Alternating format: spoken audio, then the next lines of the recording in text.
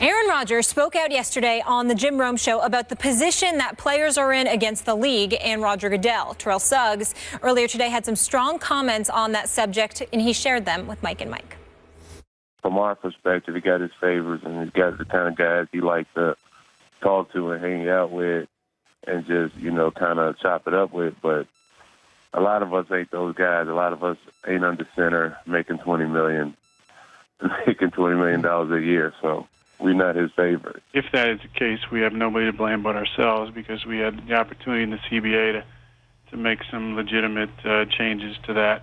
And I think there's probably too much pressure to come back to a deal when we had all the power on our side. And, that was something that we should have had negotiated into the CBA, because this shouldn't be someone who's the judge, jury, and executioners. Stephen A., what's going on here? Well, what's going on here is a couple of things. When you look at Terrell Suggs, he's basically saying that, Roger Goodell, he ain't down with the brothers. I mean, there's just no, that's the way I interpreted it. Now, I've interviewed and spoken to Terrell Suggs on several occasions. I don't know him that well, obviously, so I can't definitively say what he meant, but I can tell you how it came across to me. Mm-hmm. Roger Goodell ain't too down with the brothers. That's what he's saying. Taking it a step further, let's understand a couple of things. As it pertains to what Aaron Rodgers had to say, I think he's absolutely right.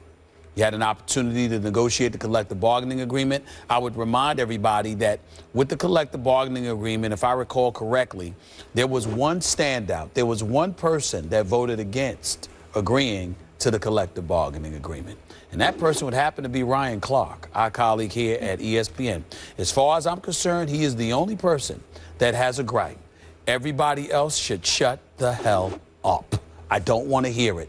It is what it is, because even if you were to agree to the deal, did you have to do 10 years? What happened to 5? Who signs a 10-year deal? Do you realize how much life changes in a decade? But you're the NFL Players Association. You agreed to a 10-year deal. Now, this is not from me. This is from a number of people familiar with collective bargaining negotiations, experts on it, quite frankly. They believe that the NFL Players Association got taken to school, and that all of this stuff, these retroactive actions against the league, are a product of you really getting you pushed around at the negotiating table, getting a deal that wasn't deemed great for the players, and now you're trying to revisit it every chance you get. I don't know all the particulars, even though I know my collective bargaining. Bottom line is that I'm just going to look at it at that. That's for the Players Association to answer. When it comes to T-Sizzle, Terrell Suggs, what I would say is, in terms of his direct comments about Roger Goodell, so what? Listen, this notion that I'm some fan of Roger Goodell's. I do like Roger Goodell in terms of the job that he's done overall. He's made mistakes, but I think by and large, I don't mind him at all. I really, really don't. And what I'm saying, but I don't know the man. I've never even met the man, I would tell you this. Roger Goodell, to me, plays by big boy rules. And I think we all need to recognize what those big boy rules are. Those with the gold make the rules. That's the golden rule. Roger Goodell is the commissioner of the National Football League, which is the #1 sport in America. They're making billions of dollars annually, and that is that. And it's time that a lot of these NFL players, as far as I'm concerned, put on their big boy pants and start whining about stuff that you can't change until the next collective bargaining negotiations come around. Damian Woody yesterday got a bit heated with me. That's my big boy. I mean, listen, we ain't going to fight. We know I don't want to commit suicide here. So it's not all I was going to do was talk back to him. That's about all I could do against Damian Woody. But that's my man. That's my brother right there. But let's be clear. He get upset because his whole thing was, you know what, it's not right. Why should Roger Goodell just get to do what he wants to do? We're just supposed to march up to the commissioner's office and do X, Y, and Z. Well, if it's your boss, yeah. I know it's hard, but when we sit up here and we talk about being role models, when we talk about professional athletes having an impact on younger minds and beyond, understand that you're setting an example. Don't set the example that's going to lead somebody down a road to ruin. If you want to sit up there, ladies and gentlemen, and want to follow the NFL players and don't want to listen to your boss and want to stick out your chest and you want to be defiant, you go right ahead and watch where it gets you, because I assure you it's not going to get you where it'll get them in some instances. It's just not wise. Of course, Roger Goodell is going to play favorites with his big money players. You know why? Because they're big money players, which means they make big money for the NFL. It's that simple. Grow up and get over it, because it's the real world. Okay. It's so much more complex than that. You're so wrong, Stephen A. Right. Now, let's start with who Goodell knows and who he doesn't know, okay? I understand you could hear it as a racial thing, maybe, or take it that way, or interpret that Terrell Suggs meant it that way. But if you're the commissioner of the league and there are 2,500 players, give or take, that you need to know, you can't know them all. You know the quarterbacks. You may know some union reps. You may know some stars here and there, and, you know, the owners and the coaches. I mean, that's only so many people you can know and be intimately familiar with. I'm not blaming Roger Goodell for that. But in terms of what Aaron Rodgers said, he said, if that's the case, in other words, if Goodell has these powers, then we should have done a better job collective bargaining. Now, let's get to the collective bargaining agreement. Stephen A., I totally agree with you about this. They got rolled. The union got stomped out by the NFL in that agreement.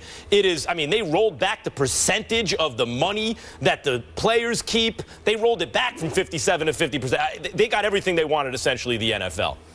Now, why is that? Because they basically act as a monopoly, de facto monopoly. I mean, in the sense that if you're one of the best football players in the world and you want to make a lot of money, there's only one place to get rich playing football, and that's the NFL.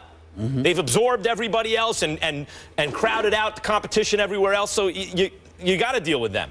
And then because there are relatively few guaranteed contracts in the NFL, the players' union isn't that strong. The coffers aren't that deep. They don't have the kind of money to absorb a long-term lockout. Many of the players don't. And so they will vote and they will exert pressure to just get a deal done. But in this case, Stephen A., part of the collective bargaining agreement in which we both agree they got rolled, they've been had. They didn't do a good enough job negotiating. But part of it is that Goodell, in fact, does not have the power to do this, and that's why they want to challenge it. In other words, yeah, we did a bad job, but one of the things we were able to get in this deal, at least as it relates to Harrison and the PED guys, or the accusations from the Al Jazeera report, one of the things we were able to get is you can't just force us to come in and start talking before you've gathered evidence. At least we got that. And that's not good enough for Goodell and them. They're like, no, we're going to do that anyway.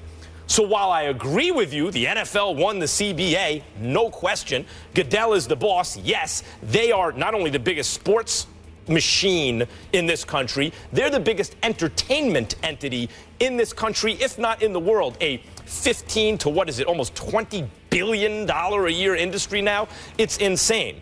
But that doesn't mean that the players don't have the right to do what they're doing, according to the CBA. I sincerely hope that the vast majority of players, and particularly young minds out there, are not listening to you, because they won't remain employed very, very long. Let's talk about this on a couple of levels. First things first, let me just get this out the way, Molly and Max, as an aside. I was not bringing up race. I'm thinking that Terrell Suggs, there are numerous NFL players who have brought up race when complaining about Roger Goodell and the muscle, the strong arm of the NFL. I remember players in the past mentioning the word slavery. I was the one who debunked all of that, saying that's nonsense. Stop it. It's big. Put on your big boy pants. This is about business. Get Your over inference from what he said is that I'm just saying that. That's number one. Number two, and the most important point. You see, let's think about this. Tom Brady is a superstar. Tom Brady may be the greatest quarterback of the modern day era. Yep. Tom Brady is a 4-time Super Bowl champion. Good looks, GQ, supermodel wife. Still haven't gotten over the runway for to start the Olympics. She worked it. She worked it. Woo, she worked it. I mean, all of that stuff. This is Tom Brady. Tom Brady gets associated with all of this. And Goodell came after that man. Goodell did not come after that man, Max Kellerman, even with the Ted Wells investigation, it was not because of that. There were so many holes in that Ted Wells investigation to put Swiss cheese to shame. Okay, here's what happened. How dare Tom Brady challenge the authority of the NFL? That is what this is about. That is what the fight is about. The NFL Players Association. I respect DeMaurice Smith. I like him. I'm not down with talking to Atala, his deputy, that much. But DeMaurice Smith can talk to me any day of the week. Let me be clear. I respect this man. I like him. I think he's an astute mind. My only issue with him is that he has not mesh the lines. He continues to separate as wide as the ocean labor negotiations with labor relations. He hasn't intertwined them at all. You have to engage in labor relations. You cannot be at odds with the strong arm of the law all the time, where you're butting heads and butting heads and butting heads on everything, and everything becomes a legal issue, because by and large, when it all comes down to it, you're going to end up losing. I appreciate and y'all that are not point. bringing that up. I appreciate that point. There's something, of course, to that. Basic relationships are important to keep as good as possible. However, the basic premise of your argument, the very pragmatic attitude that because you are very, very likely to lose, in your opinion, you shouldn't fight. Well, in that case, nothing ever gets done. You have to be willing to fight sometimes, even when the odds are against you. But see, here's where, and I'm going to get a little personal here. Here's where you coming across as a bit phony, Max Kellerman. Because, Max Kellerman, let me tell you something right now. You will sit up there, and contrary to what people might believe, you could be as combative as anybody. But when it comes to work, you cultivate relationships. Yes. You talk to people all the time. And if John Skipper called you and said, I need you in my office, you're not going to go like this. Well, tell me why first. Yeah, you know what you're going to do? Here's what you're going to do. You're going to say when. Now, even though you love L.A., if Bob Iger decided that he was going to be in Utah during a blizzard, and he said, Max Kellerman, I need you to get your behind to Utah, you'll find out when you get here how much you want to make a bet. You on the phone, whether it's your manager or the travel agent or whatever. You're going to get your behind out there. Why? Because the boss called you. That is the bottom line. Yeah, number one, you're right. Number two, it's because we got good commissioners at ESPN. Oh, no, wait a minute. We have commissioners that we're not at odds with. Wait a minute. Oh, trust me. Okay. I've always had moments where I'm at odds with anybody, okay? But when the boss calls, I'm going to come and talk to him. Now, that doesn't mean I'm going to sign papers and do in this case, what they he's say. not the boss. Wait a minute. He's acting as law enforcement, not the boss. Well, that's what I mean by the boss. Well, okay, but as I said yesterday, if the cops say we want you to answer questions, and they start rattling handcuffs to intimidate you, you can say time out. No, am I under arrest or not? Wait a minute. I got rights. Hold on, time out. You might do that unless you're fearful of getting shot.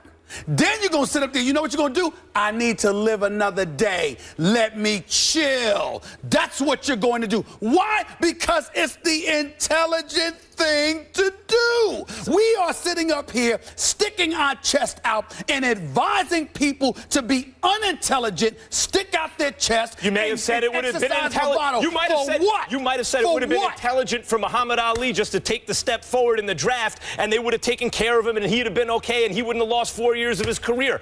But the reason we remember Muhammad Ali today is not only because he beat Sonny Liston and Joe Frazier and George Foreman and everyone, but because he said to the government of the United States, ask Muhammad Ali and his family what he suffered. Sure.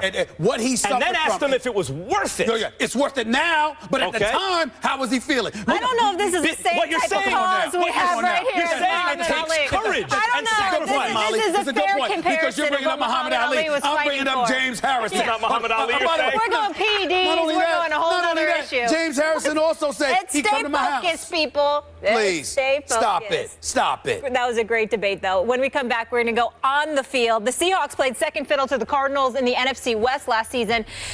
But are they getting plenty of respect heading into 2016? We will explain when we come back. It's lit. The real ones.